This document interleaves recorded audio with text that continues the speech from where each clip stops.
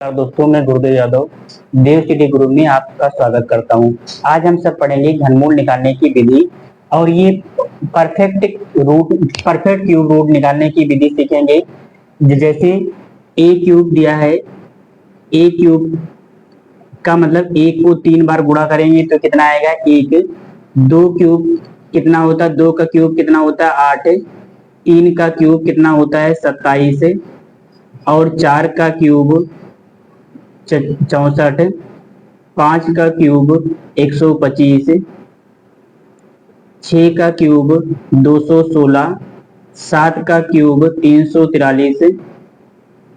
8 का क्यूब 512 और 9 का क्यूब कितना होता है 729 और 10 का क्यूब 1000।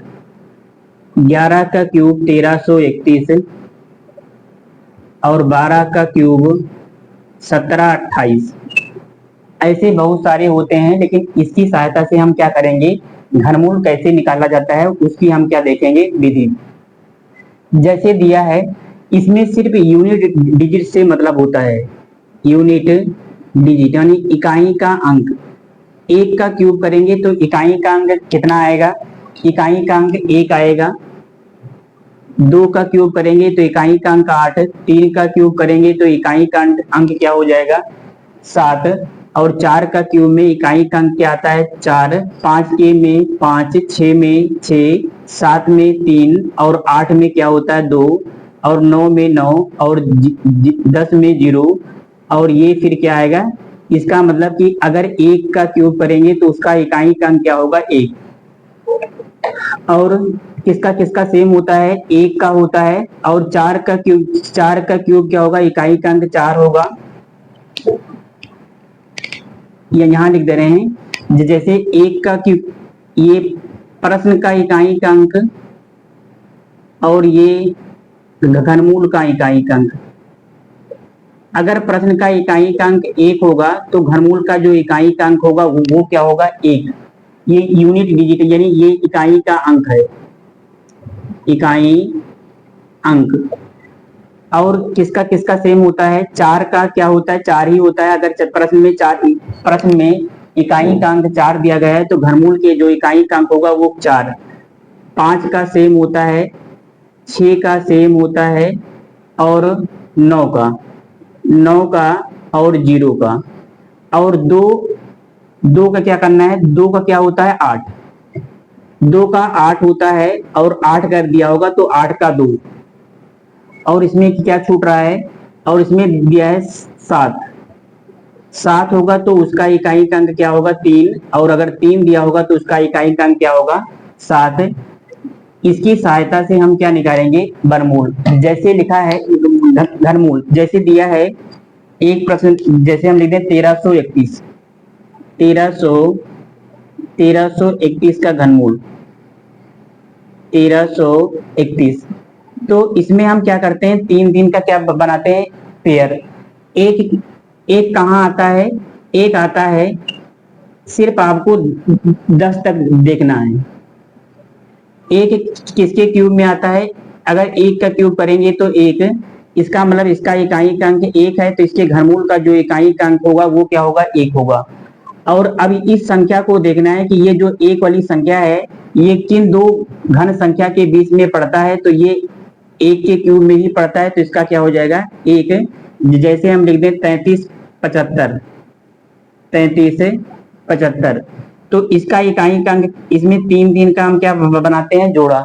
इसमें इकाई का अंक कितना दिया गया 5। अगर इकाई का अंक 5 होता है तो घनमूल के इकाई का अंक जो होता है वो क्या होता है 5 ही होता है। और हमें ये देखना है कि ये जो 3 है ये किन दो संख्या के बीच में 1 और 8 के बीच में पड़ता है, तो छोटा वाला मान लेना है। तो छोटा वाला मान क्या है 1। ऐसे हम और प्रश्नों को देखेंगे, जैसे दिया है तो 3375 का हमें क्या निकालना है घनमूल। तो इकाई का अंक किसमें आता है, यानी 5 का क्यूब करेंगे तो उसका इकाई का अंक क्या होगा 5, यानी इसका मतलब कि 5 सिर्फ 5 के क्यूब में ही 5 आता है। तो इसमें 3 का जोड़ा बनाएंगे तो यहाँ क्या लिख देंगे 5। और ये हमें देखना है कि ये जो 3 है ये किन दो संख्या के बीच में पड़ता है, तो ये 3, 1 और 8 के बीच में पड़ता है। तो हमें क्या होता है, छोटा वाला मान लेना होता है, तो हम क्या लेंगे 15। तो हमारा आंसर क्या हो जाएगा इसका 15। जैसे दिया है 68, 59, इसमें 3, 3 का क्या बनाएंगे जोड़ा, 3, 3 का पेयर बनाएंगे। और 9 किसके क्यूब में होता है, तो 9, 9 के क्यूब में। इकाई, हमें सिर्फ इकाई का अंक देखना होता है कि ये जो 9 है ये किसके क्यूब में पड़ता है। तो 9 किसके क्यूब में पड़ता है, ये जो 9 का इकाई का अंक है ये किसके क्यूब में आएगा कि, तो 9 के। तो यहाँ हम क्या लिखेंगे 9, और फिर यहाँ देखेंगे 6। ये 6 किन किन दो संख्या के बीच में पड़ता है, तो ये 6, 1 और 8 के बीच में पड़ता है। तो जिनके बीच में पड़ता है उसकी 1 और 2 के क्यूब के बीच में पड़ता है, तो हम छोटा वाला मान लेंगे यानी 1 लेंगे। तो इसका मतलब हमारा आंसर क्या हो जाएगा, हमारा आंसर हो जाएगा 19। जैसे दिया है, जैसे दिया है, ये दिया है 50, 653 दिया है। तो इसमें 3, 3 का पेयर बनाएंगे, और इकाई का अंक 3 किसमें आता है, 7 के क्यूब में आता है। तो यहाँ लिखेंगे 7। और ये 50 किन दो संख्या के बीच में पड़ता है, तो ये 27 और 64 के बीच में पड़ता है 50। तो हमें छोटा वाला मान लेना है यानी 3 लेना है। इसका मतलब कि इसका जो घनमूल होगा वो क्या होगा 37। जैसे दिया है 32, 768। पहले सबसे पहले हम क्या करते हैं, 3 का पेयर बनाते हैं, और किसके क्यूब में इकाई का अंक 8 आता है। तो इकाई का अंक क्या आता है, 2 के क्यूब में क्या होता है 8 आता है। तो यहाँ लिख देंगे 2। और इसके बाद देखेंगे कि ये जो 32 है ये किन दो संख्या के बीच में पड़ता है, तो 32, 27 और 64 के बीच में पड़ता है, यानी 3 और 4 के क्यूब में पड़ता है। तो हम क्या लेंगे, छोटा वाला मान लेंगे। इसका मतलब इसका उत्तर क्या होगा 32। ऐसे दिया है 17,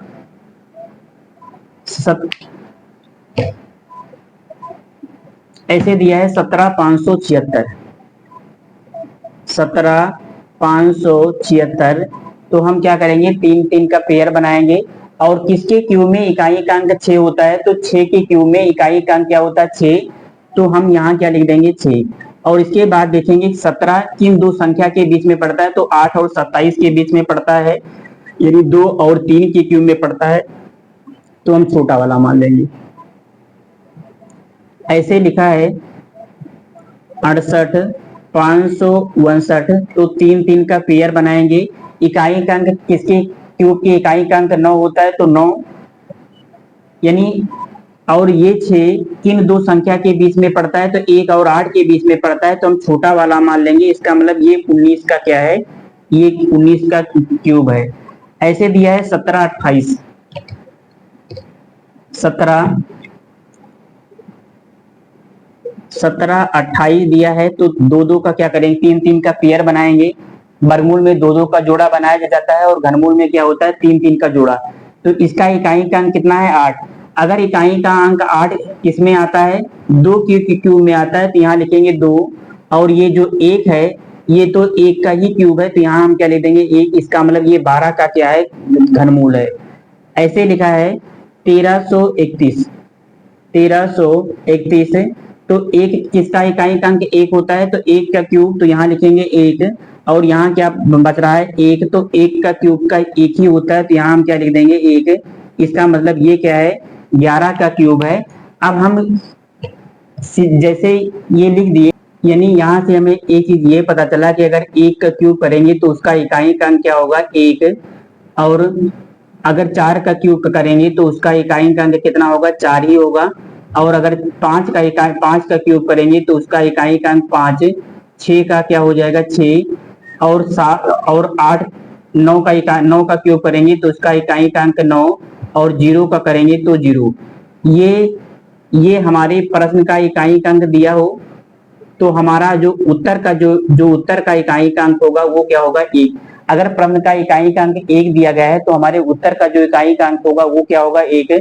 अगर प्रश्न के इकाई का अंक 4 दिया गया यानी 1, 4, 5 और 6, 9 और 0 में कोई चेंजिंग नहीं होता है, सिर्फ चेंज होता है 2 और 8 में। अगर 2 का क्यूब करेंगे तो उसका इकाई का अंक कितना आएगा 8। और 8 का अगर क्यूब करेंगे तो उसका इकाई का अंक 2। यानी ये दोनों एक दूसरे के क्या होते हैं, अपोजिट। यानी 2 का क्यूब करेंगे तो उसका इकाई अंक 8 आएगा, और 8 का क्यूब करेंगे तो उसका इकाई अंक क्या आएगा, 2। और 3 अगर 7 का क्यूब करेंगे, 7 का क्यूब करेंगे तो उसका इकाई अंक क्या आएगा, 3। और अगर 3 का क्यूब करेंगे तो उसका इकाई अंक क्या होगा, 3। यानी 1, 4, 5, 6, 9 और 0 में कोई चेंजिंग नहीं होती है, सिर्फ 2 और 7 का हमें देखना है।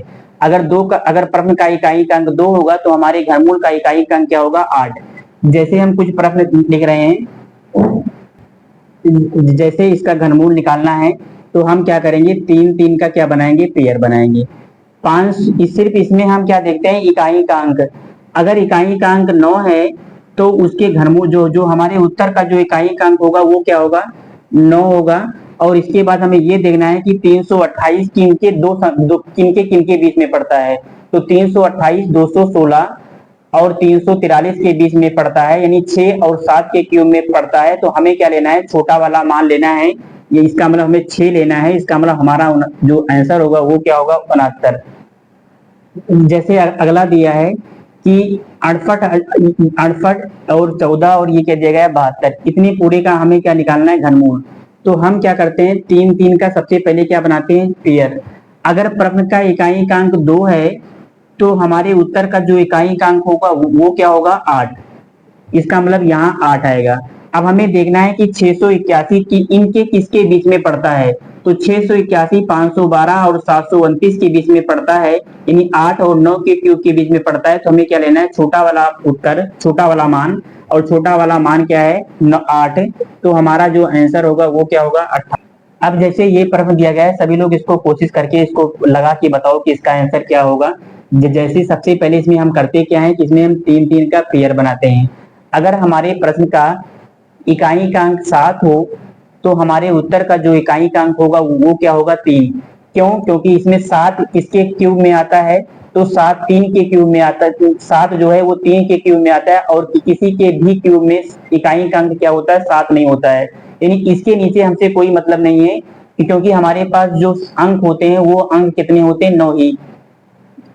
तो ये कितना दिया गया है, 7 दिया गया है। तो हमारे जो प्रश्न का जो जो उत्तर का जो इकाई अंक होगा वो क्या होगा, 3। और फिर ये दिया गया है 804, और 804 इन किन किसके किसके बीच में पड़ता है, तो 729 और 1000 के बीच में पड़ता है। तो हमें क्या करना है कि ये छोटा वाला मान लेना है, यानी 9 और 10 के क्यूब में पड़ता है। तो हमें क्या लेना है, 9। इसका मतलब हमारा इस जो आंसर होगा वो क्या होगा, 93। जैसे दिया है 5832 का हमें क्या निकालना है, घनमूल। तो हम सबसे पहले 3 का पेयर बनाएंगे, और इसका इकाई का अंक कितना दिया गया है, 2। अगर इकाई का अंक 2 होता है तो हम जो हमारे प्रश्न का जो उत्तर का जो इकाई का अंक होता है वो क्या आता है, 8। और फिर ये देखना है कि ये 5 किन दो संख्या के बीच में पड़ता है। तो ये 5 1 और 8 के बीच में पड़ता है। तो हमें छोटा वाला मान लेना है, यानी 1 लेना है।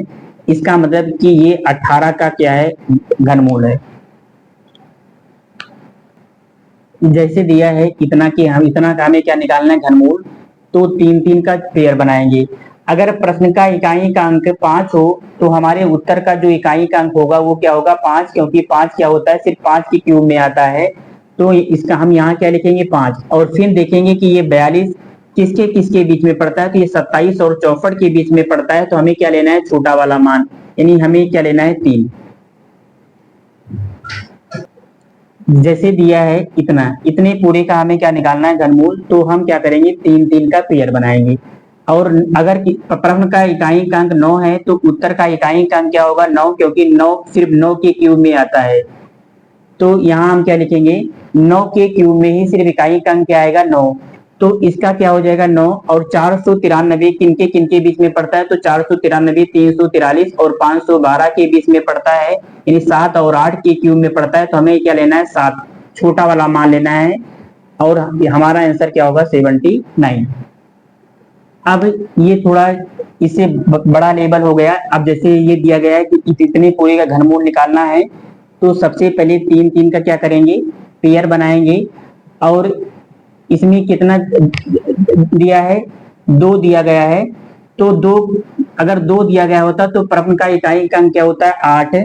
अब हमें देखना है 1259 किसके किसके बीच में पड़ता है, तो 1259 यानी 1000 और 1331 के बीच में पड़ता है, यानी 10 और 11 के क्यू में पड़ता है। तो हमें क्या लेना है, छोटा वाला मान लेना है, यानी हमें क्या लेना है 10। तो हमारा आंसर क्या होगा 108। इसका मतलब ये 108 का क्या है घनमूल। इतनी पूरी का घनमूल तो क्या होगा, तो हम 3 का पेयर बनाएंगे। इसका इकाई का हम सिर्फ इकाई का अंक देखते हैं, इसका इकाई का अंक कितना है 9। अगर प्रश्न का इकाई अंक 9 होता है तो हमारे जो उत्तर का इकाई का अंक होगा वो क्या होगा 9। और हमें फिर देखना है कि 970 किन दो संख्या के बीच में पड़ता है, तो 970 729 और 1000 के बीच में पड़ता है। तो हमें छोटा वाला मान लेना पड़ता है, यानी हम 9 लेंगे तो हमारा आंसर क्या होगा 99। जैसे इतने पूरे घनमूल निकालना है तो हम इसको हम 3 का क्या करेंगे पेयर बना लेंगे। अगर इकाई का प्रश्न के इकाई का अंक 6 हो तो हमारे उत्तर का जो इकाई का अंक होगा वो क्या होगा 6। और फिर देखना है कि 1191 यानी 1191 किसके किसके बीच में पड़ता है, तो ये 1000 और 1331 के बीच में पड़ता है। तो हम क्या लेंगे छोटा वाला मान, और छोटा वाला मान कितना दिया गया है 10। अब हम क्या से सीखेंगे पॉइंट, यानी दशमलव वाला, अगर दशमलव दिया गया हो तो उसका हम घनमूल कैसे निकालते हैं। इसमें भी हमें क्या करना है 3 का पेयर बनाना है। और 27 घनमूल क्या होता है 3। और कितने पेयर बने हैं 3 का कितना जोड़ा बना है 2 जोड़ा बना है। तो हम 2 अंक की बात क्या लगाएंगे दशमलव, लेकिन यहाँ एक ही अंक है तो 2 अंक पूरा करने के लिए हमें क्या करना पड़ेगा 0 बढ़ा के हम 2 अंक क्या करेंगे पूरा कर लेंगे। तो हमारा आंसर क्या होगा ये, जैसे हम लिख दें 0.0000125 इतने पूरे का घनमूल क्या होगा। तो 100 इकाई का अंक कितना दिया गया 5, और इकाई का अंक 5 होता है तो हमारा जो घनमूल का जो इकाई का अंक होता है वो क्या होता है 5। और इसमें 3 के कितने पेयर बन रहे हैं, कितने जोड़े बन रहे हैं 2 जोड़े बन रहे हैं। इसका मतलब कि 2 अंक के बाद क्या लगाएंगे दशमलव। और जब अंक पूरा ना हो तब हम क्या करते हैं 0 बढ़ा के हम अंक को क्या कर देते हैं पूरा कर देते हैं, यानी 2 पेयर बन रहा है तो दशमलव 2 अंक के बाद लगेगा। इसमें सिर्फ सिंगल संख्या आ रही थी तो हम 0 बढ़ा के 1-2 अंक क्या करेंगे पूरा कर लेंगे। इसका आंसर क्या होगा 0.05। इतने पूरे का घनमूल क्या होगा, तो हम क्या करेंगे 3 का क्या करेंगे पेयर बनाएंगे। और इसका इकाई का अंक कितना है 9। अगर इकाई का अंक 9 होता है तो हमारे जो घनमूल का जो इकाई का अंक होता है वो क्या होता है 9। और इसमें कितने जोड़े बने हैं 3 का कितना जोड़ा बना है 2 जोड़ा बना है। तो हमें जो दशमलव लगाना होगा वो 2 अंक के बाद, लेकिन इसमें दिया कितना है सिर्फ एक ही अंक। तो 0 बढ़ा के हम 1 अंक 2 अंक क्या करेंगे पूरा कर लेंगे। तो हमारा जो आंसर होगा वो 0.09।